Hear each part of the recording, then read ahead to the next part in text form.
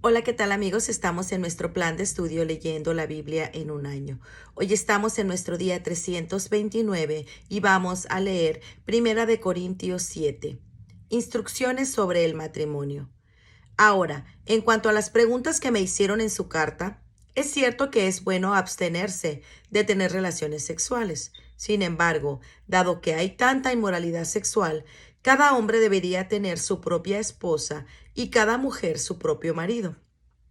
El esposo debe satisfacer las necesidades sexuales de su esposa y la esposa debe satisfacer las necesidades sexuales de su marido. La esposa le da autoridad a su cuerpo a su marido y el esposo le da autoridad sobre su cuerpo a su esposa. No se priven el uno al otro de tener relaciones sexuales, al menos que los dos estén de acuerdo en abstenerse de la intimidad sexual por un tiempo limitado para entregarse más de lleno a la oración. Deberá volverse a juntar a fin de que Satanás no pueda tentarlos por la falta de control propio. Esto lo digo a modo de concesión, no como un mandato. Sin embargo, quisiera que todos fueran solteros igual que yo, pero cada uno tiene su don específico de Dios, unos de una clase y otros de otra.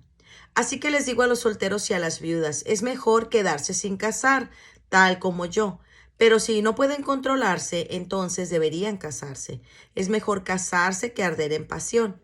No obstante, para los que ya están casados, tengo un mandato que no proviene de mí mismo, sino del Señor. La esposa no debe dejar a su marido, pero si lo deja, que no se case de nuevo o bien que se reconcilie con él, y el marido no deberá dejar a su esposa. Ahora, me dirigiré al resto de ustedes, aunque no tengan un mandato directo del Señor.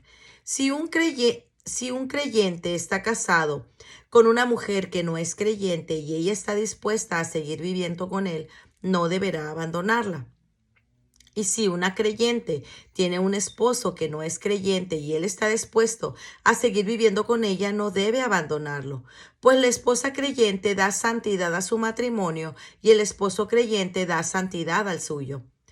De otro modo, sus hijos no serían santos, pero ahora son santos.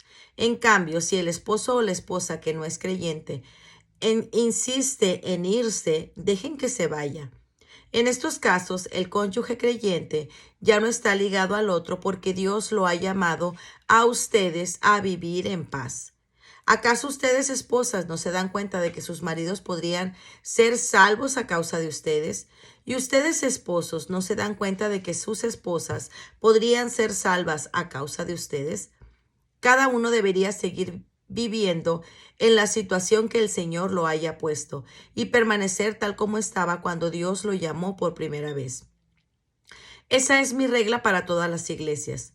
Por ejemplo, un hombre que se circuncidó antes de llegar a ser creyente no debería tratar de revertir su condición. Y el hombre que no estaba circuncidado cuando llegó a ser creyente no debería circuncidarse ahora. Pues no tiene importancia si un hombre ha sido o no circuncidado. Lo importante es cumplir con los mandamientos de Dios. Cada uno debería permanecer tal como está cuando Dios lo llamó. ¿Eres un esclavo? No dejes que esto te preocupe, sin embargo, si tienes la oportunidad de ser libre, aprovéchala. Y recuerda, si eras un esclavo cuando el Señor te llamó, ahora eres libre en el Señor. Y si eras libre cuando el Señor te llamó, ahora eres un esclavo de Cristo. Dios pagó un alto precio por ustedes, así que no se dejen esclavizar por el mundo. Amados hermanos, cada uno debería permanecer tal como estaba cuando Dios lo llamó por primera vez. Ahora, con respecto a la pregunta acerca de las jóvenes que todavía no se han casado, para ellas no tengo ningún mandato del Señor, pero el Señor en su misericordia me ha dado sabiduría digna de confianza que les transmitiré a ustedes. Debido a la crisis actual, pienso que es mejor que cada uno se quede como está. Si tienes esposa, no procures terminar tu matrimonio. Si no tienes esposa, no busques casarte. Pero si te casas, no es un pecado. Y si una joven se casa, tampoco es pecado. Sin embargo, los que se casen en este tiempo tendrán problemas, y estoy tratando de evitárselos. Déjenme decirles lo siguiente, amados hermanos. El tiempo que queda es muy breve. Así que de ahora en adelante, los que estén casados no deberían concentrarse únicamente en su matrimonio. Los que lloran, los que se alegran o los que compran cosas no deberían ser absorbidos por sus lágrimas, ni su alegría, ni sus posesiones. Los que usan las cosas del mundo no deberían apegarse a ellas, pues este mundo tal como lo conocemos pronto desaparecerá. Quisiera que estén libres de la preocupación en esta vida. Un soltero puede invertir su tiempo en hacer la obra del Señor y en pensar cómo agradarlo a Él. Pero el casado tiene que pensar en sus responsabilidades terrenales y en cómo agradar a su esposa, y sus intereses están divididos. De la misma manera, una mujer que ya no está casada o que nunca se ha casado puede dedicarse al Señor y ser santa en cuerpo y en espíritu. Pero una mujer casada tiene que pensar en sus responsabilidades terrenales y en cómo agradar a su esposo. Les digo esto para su propio beneficio, no para imponerles restricciones. Mi deseo es que hagan todo lo que les ayude a servir mejor al Señor, con la menor cantidad de distracciones posibles. No obstante, si un hombre piensa que está tratando a su prometida en forma impropia y que inevitablemente cederá a sus pasiones, que se case con ella como él desea, no es pecado. Pero si ha decidido con toda firmeza no casarse y no hay urgencia y puede controlar sus pasiones, hace bien en no casarse. Así que el que se casa con su prometida hace bien, y el que no se casa hace aún mejor. Una esposa está ligada a su esposo mientras el esposo vive. Si su esposo muere, ella queda libre para casarse con quien quiera, pero solamente si ese hombre ama al Señor. Sin embargo, en mi opinión, sería mejor que ella no se volviera a casar, y pienso que al decirles esto, les doy consejo del Espíritu de Dios. Primera de Corintios 8. Comida sacrificada a ídolos. Ahora, con respecto a la pregunta acerca de la comida que ha sido ofrecida a ídolos, es cierto, sabemos que todos tenemos conocimiento sobre este tema. Sin embargo, mientras que el conocimiento nos hace sentir importantes, es el amor lo que fortalece a la iglesia. El que afirma que lo sabe todo, en realidad no es que sepa mucho, pero la persona que ama a Dios es a quien Dios reconoce. Entonces, ¿qué acerca de comer carne ofrecida a ídolos? Pues sabemos que un ídolo no es en verdad un Dios y que hay un solo Dios. Puede que existan estos llamados dioses, tanto en el cielo como en la tierra, y que algunas personas de hecho rinden culto a muchos dioses y a muchos señores. Pero para nosotros hay un Dios, el Padre, por quien todas las cosas fueron creadas y para quien vivimos. Hay un Señor, Jesucristo, por medio de quien todas las cosas fueron creadas y por medio de quien vivimos. Sin embargo, no todos los creyentes saben esto. Algunos están acostumbrados a pensar que los ídolos son reales. Entonces, cuando comen un alimento que fue ofrecido a ídolos, lo consideran adoración a dioses verdaderos y violan su débil conciencia. Es cierto que no podemos obtener la aprobación de Dios por lo que comemos.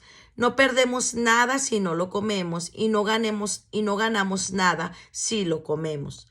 Pero ustedes deben tener cuidado de que su libertad no haga tropezar a los que tienen una conciencia más débil. Pues si otros te ven con tu conocimiento superior comiendo en el templo de un ídolo, ¿acaso no se sentirán alentados a violar su conciencia al comer alimento que se ofreció a un ídolo? Así que a causa de tu conocimiento superior se destruirá un creyente débil por quien Cristo murió. Cuando ustedes pecan contra otros creyentes, al alentarlos a hacer algo que para ellos está mal, pecan contra Cristo. Por lo tanto, si lo que como hace que otro creyente peque, nunca más comeré carne comeré carne mientras viva, porque no quiero hacer que otro creyente tropiece. Primera de Corintios 9. Pablo renuncia a sus derechos. ¿Acaso no soy tan libre como cualquier otro? ¿No soy apóstol? ¿No he visto a Jesús nuestro Señor con mis propios ojos? ¿No es gracias a mi trabajo que ustedes permanecen en el Señor? Aunque otros piensen que no soy apóstol, ciertamente para ustedes lo soy. Ustedes mismos son la prueba de que soy apóstol del Señor. Esta es mi respuesta a los que cuestionan mi autoridad. ¿Acaso no tenemos derecho de hospedarnos con ustedes y compartir sus comidas? No tenemos derecho a llevar con nosotros a una esposa creyente como lo hacen los demás apóstoles y los hermanos del Señor y como lo hace Pedro. ¿O Bernabé y yo somos los únicos que tenemos que trabajar para sostenerlos? ¿Qué soldado tiene que pagar sus propios gastos? ¿Qué agricultor planta un viñedo y no tiene derecho a comer su fruto? ¿A qué pastor que cuida de su rebaño de ovejas no se le permite beber un poco de leche? ¿Expreso meramente una opinión humana o dice la ley lo mismo?